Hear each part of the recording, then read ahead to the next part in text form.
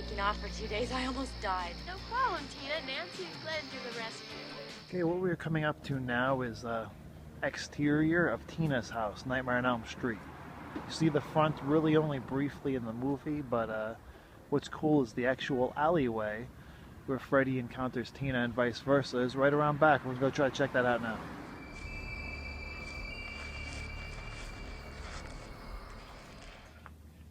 And here we are, Electric Court, Electric Avenue. This is the alleyway from Nightmare on Elm Street.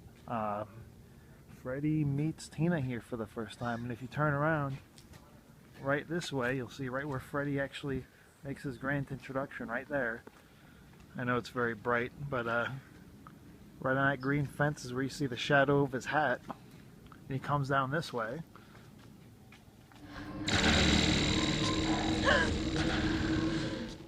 And they're doing a little bit of construction, but Tina's house would be right here, beyond where they're building up everything.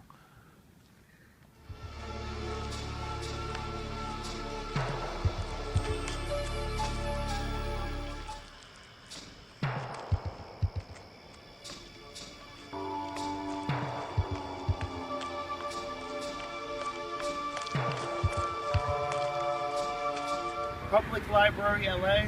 Actually, the exterior of the jail, Springwood Police Station. Rod Lane was locked up in here. Freddy kills him. Busy street behind me, as you're going to hear. We can't really go out and get some too crazy video. Interior is actually a principal's office at the high school. Just you'll see right there those windows. That is what Rod Lane's cell would have been, but of course Rod Lane's cell was probably off on a soundstage somewhere.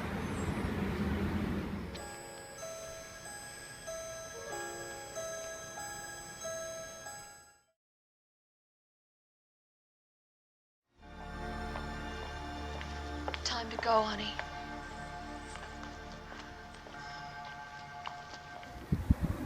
Evergreen Cemetery, home of crying babies, and the resting place of Warren Rod Lane.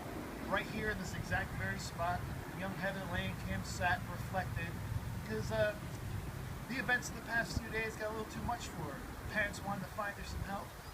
And here we go. The building behind me obviously looks exactly the same. And coming up not too far away is actually where Rod's grave is, and hopefully we can find it. Check it out.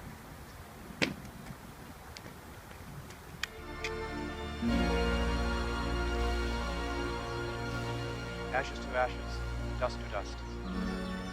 May God be with you. Right around this general area, Rod Lane's final resting spot. Right about here is where his casket and his funeral was. Everybody back here facing this way. They've built it up considerably over the years. A lot more gravestones than when there were when the movie was filmed. As a matter of fact, I think the movie Mask with Cher was also filmed here, many others. Let's be real. It's Freddy and Nancy is what brought us here, and that's what matters. It's a really cool spot, very pretty graveyard. Definitely worth checking out. Whenever I get nervous, I eat. And if you can't do that, you sleep. I used to. Not anymore. Did you ever read about the Balinese way of dreaming?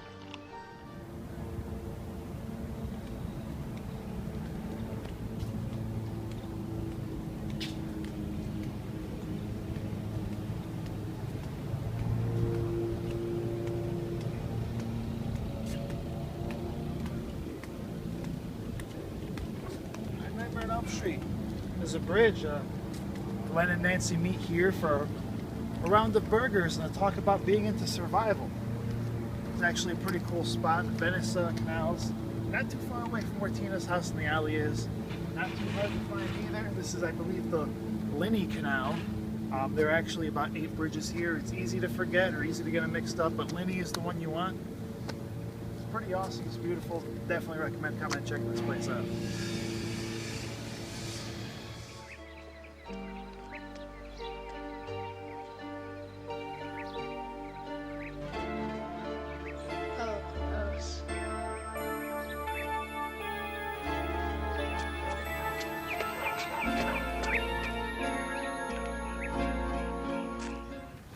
Now, one of the highlights of the tour.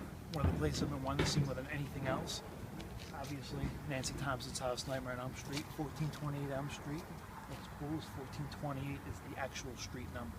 Private residence, you don't want to bother the people here. They're really cool, but, you know, it's a regular house. Leave them alone.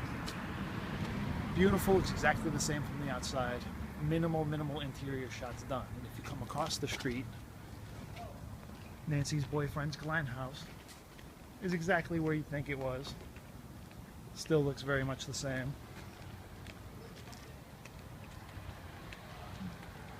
You won't need a stretcher up there. You need a mop. Let's move